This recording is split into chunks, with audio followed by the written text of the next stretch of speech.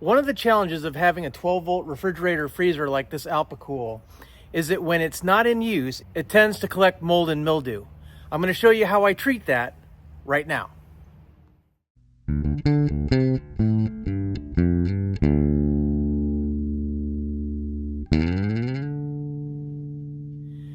Hey guys, I'm Kevin and this is Kemp Outside, your inside source for all things outside. Well, today I'm dealing with a mold and mildew problem that I always have when I put my 12-volt refrigerator freezer in storage. So this is something that I use all the time when I'm camping, traveling, road trips, all that stuff. But when I'm just at home, I don't run it nonstop. And so when I don't run it nonstop, inevitably it constantly is growing mold and mildew while it's in storage. So today I'm going to do something a little different, and I'm going to try and combat that. I'm going to show you what I'm going to do, and I would love to hear what you do for your 12-volt refrigerators, freezers, coolers, whatever, to keep mold and mildew out. Drop some in the comments below and let me know what you do. But what I'm going to do is I'm going to treat my 12-volt refrigerator freezer with some Super Clean. Now, if you've watched my channel before, you know I'm a huge fan of Super Clean. It is a cleaner degreaser that I use pretty much on everything. I use it on my camp stoves, I use it on my coolers, I use it on my boats, I use it just about everywhere that needs cleaning. And so I've got a little bit of mold mildew in one of the chambers of my Alpacool refrigerator. Let me get the camera turned around and we'll get to work. All right, guys, I got the camera turned this way so that you can see it's really in my top tray is where I've got the most of it, and it's right here. And why this happens is when you run this refrigerator, right, it gets cool, and it will even, in freezer mode, it will accumulate some frost on the sides. And I think that's because when you open the lid and you let humid air in and then you close it, the water in the air cools and then it freezes to the side of the refrigerator freezer. And so I did have this set up as a freezer, and so it collected a lot of water. Now, normally what I do with a cooler, right, is once I clean it out, I turn it upside down and I let it drip dry. Well, I can't do that with this because it's got refrigerant in it, and you don't want to turn refrigerators upside down. So inevitably this will collect water. So what I'm going to do is I'm just going to turn on my Super Clean here, and we're going to turn it to spray. And I'm just going to give it a little spray in there, right? I'm going to just do a little bit of that. And then what I'm going to do is I'm going to take a rag, and now, like, you can see just how easy that comes off, right? Now, Super Clean is a very, very strong cleaner, right? It's stronger than the green stuff. It's stronger than the orange stuff. It's stronger than a lot of things, right? So what I want to do is I want to mix this with water. Now, I did just spray it in there full strength, right? And I'm going to wipe it off. But then what I'm going to do is I'm going to add a lot of water to make sure that I dilute it so it doesn't sit in there very long, and that it doesn't stay in there. I'm going to rinse it out really good. And then what I've got to do is I've got to dry it really, really well to make sure that there's no moisture in there to collect any other mold or mildew as it sits in high humidity Florida garages. Right? So while I've got Super Clean on this rag, I'm just going to work my way around. I'm actually going to do this deep chamber. I don't even have to spray anything in here because it's all on the rag. All right, just to clean this out. And it's really important that you do this from time to time, even if you aren't growing any mold or mildew, because you put food in here. All right, so it's important to keep this thing clean. Make sure you get all the little nooks and crannies. And since I'm doing this, I'm going to go ahead and just spray a little bit more in the bottom there just to get it a good cleaning.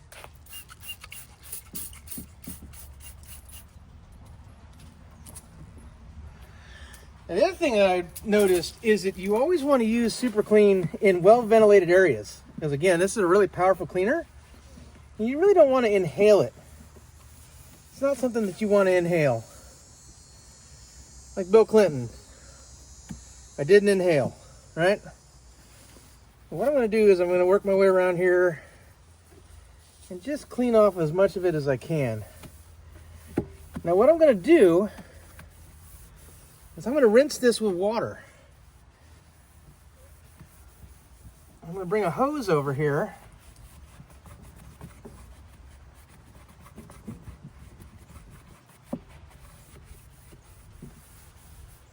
And what I'm going to do is I'm going to pull this drain plug out. There's a drain plug in the bottom here.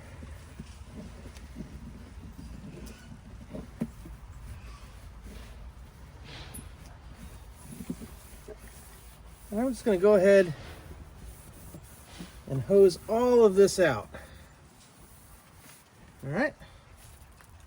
Make sure you clean the drain plug really well. All right. All right. Let me get the hose. All right, here we go.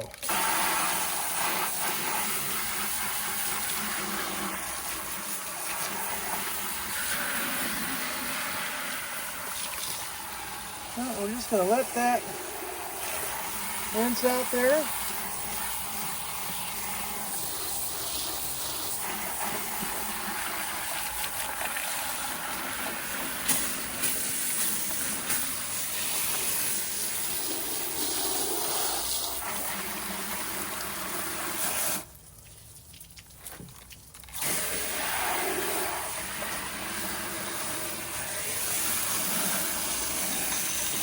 Make sure you get the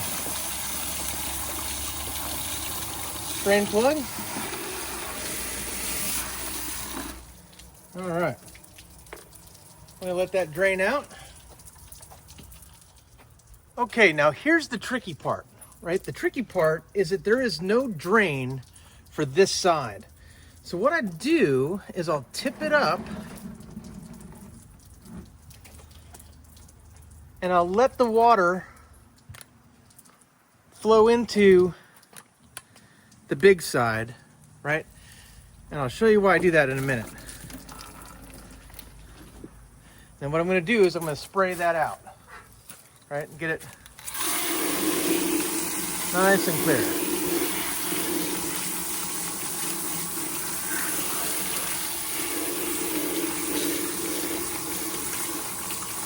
And you want to make sure you get it all. Really rinse it well.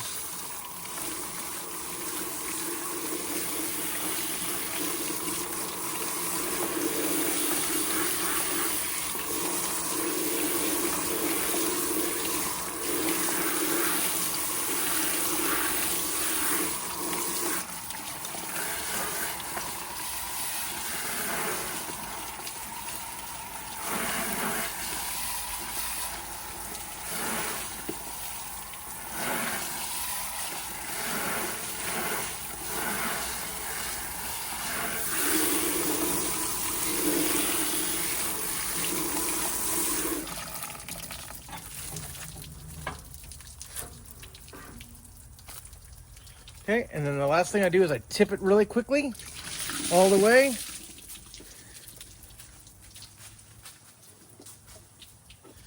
All right, then I put it back up.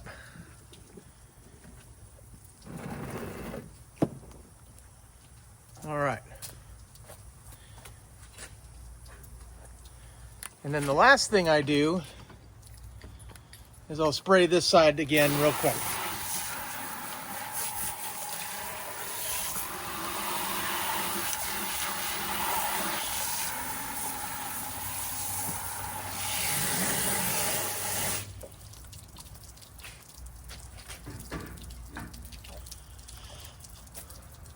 All right, now the next part is as soon as this drains, I take a dry towel and I dry this out as much as I possibly can. I dry everything. I dry the lid surface, right, if it's wet. I dry the seams, I dry the gasket, I dry everything as much as I can, right? And then I'm gonna leave it open for 24 hours to allow anything else to evaporate. Any longer than that, and you're gonna get a bunch of dust and stuff because, you know, it sits in a garage, and then you have a filthy interior of your refrigerator again. So now that this is draining, I'm gonna go get a towel and I'm gonna wipe it out, and then we'll go from there. All right, here we go.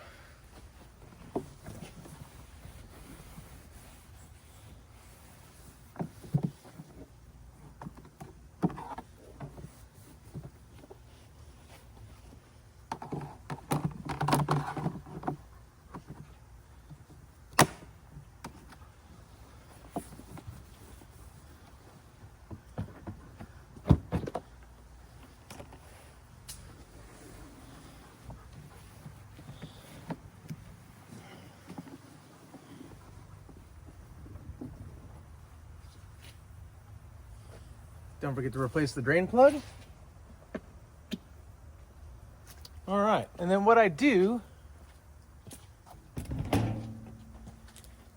is I set the lid back on, but I don't close it, right? I leave it up like that so it can breathe, right? But it'll keep stuff from falling in it, and then I store it back in the barn. Okay, so here are the really important parts. You have to make sure you get all of the cleaner out, right? Which means you really need to spray and get all the cleaner out. The other thing that you need to do is to make sure that it is completely dry on the inside, right? Sometimes what I'll do is I'll towel it off, then I'll come back out 15 minutes, 30 minutes later, an hour later, and I'll towel it off again, because it's crazy how you think it's dry and then all of a sudden it's not, right? And then the other thing is that you want to make sure that you got the lid down, but it can breathe, right? So it's not all the way shut. So you can put something in there if you want to, like a Coke can or something like that, to make sure that it doesn't shut all the way, right? So that it gets ventilation and can breathe. And then the last thing is, guys, you don't want to do this right before you want to use it, because now that I've tipped it up on its side, I need to let the Freon in there resettle back to its normal position, right? Typically what happens, one of the ways to ruin these things is you tip them upside down or you tip them on their side or whatever, and then you go plug them in, and then the oil in the compressor, I guess, or I'm not exactly sure, I'm not a refrigeration guy, but it doesn't sit right, and then you know, when you turn it on, it has problems, and I guess it can burn out the compressor or something. Again, I'm not really sure. All I know is that if you do that, you have a chance of damaging it, and then it won't work. So what I need to do now is I need to let this sit for at least 24 hours before I'm going to use it again, which is why it's a really good idea to do this when you're done with it, right? When you're done, when you get home from a trip, go ahead and clean it out like this, and then let it sit so that it's ready to go. Then if you're going to go somewhere, right, because every once in a while you're going to miss a little bit of water. Maybe there's a little bit of water under the lid or something like that, and you go, oh crap, I missed something. Do this again like a week before you're going to go, right? That way you've cleaned it out, it's ready to go, you know it's clean, and then a week later you're ready to plug it in because you know it's sat upright for a whole week straight. There's no way that anything's going to go bad in it because you had it tilted, right? So what I'm going to do is I'm going to move this back in the barn. I'm going to go ahead and shut the lid, but not all the way, so that it can breathe. And then I'm going to check this again in about 12 hours, and I'm going to check it again in 24 hours. Once I know for sure that it is dry, right? And then I can go ahead and shut the lid and keep it closed. Now, because Florida is really humid, right, there's a chance of growing mold and mildew in here anyway, right? So the best thing to do is either to store it in an air-conditioned place where you know it's not going to have a problem, which I just can't do. Otherwise, I'd store everything in air-conditioned space here in Florida.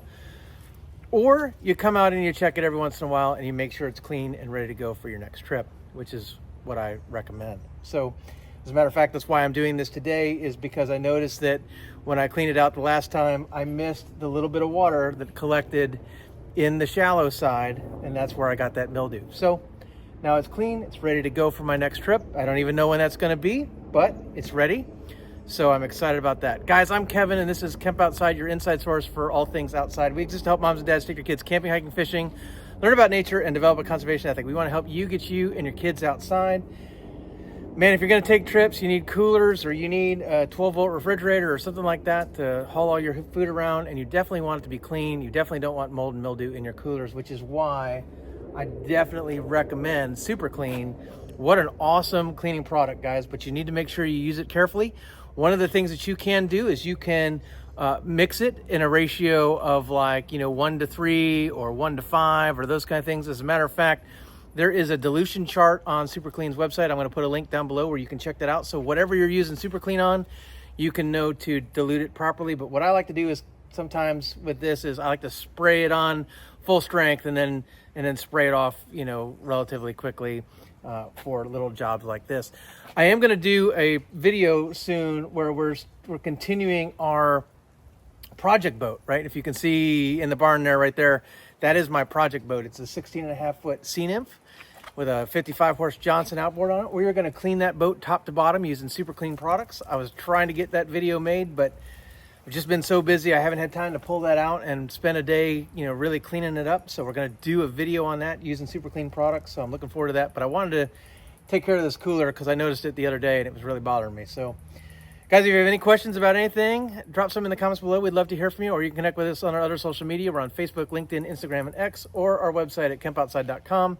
I'm going to put a link below to where you can pick up super clean products. They're also available in a lot of your retailers. So go to your favorite retailer and ask them for super clean. If they don't have it, don't buy an imitation. Go on Amazon or go online and pick up some super clean for yourself, guys. I really recommend it, and I'll put a link down below. I want to thank super clean for sending me the cleaning product, guys. They keep me well stocked in super clean, and I use it all the time. As a matter of fact, yep, I've got some black streaks on the cargo camper, so I probably am going to end up going through another bottle of super clean just cleaning the cargo camper. So like I said, I go through this stuff all the time. It is fantastic stuff. They also have a wheel cleaner. They have oil dry. They have like an oil absorbent, like like the olden days we put kitty litter on it, but this stuff is way better than kitty litter. They have a foaming spray, and then they have an aerosol can, which I really like too. Be sure to use it in well ventilated areas, guys. It's not something you want to breathe in. It is a very strong cleaner, so be careful with that as well, right? And yeah, guys, whatever you need to clean, super clean can clean it. Guys, thanks for watching. We'll see you outside.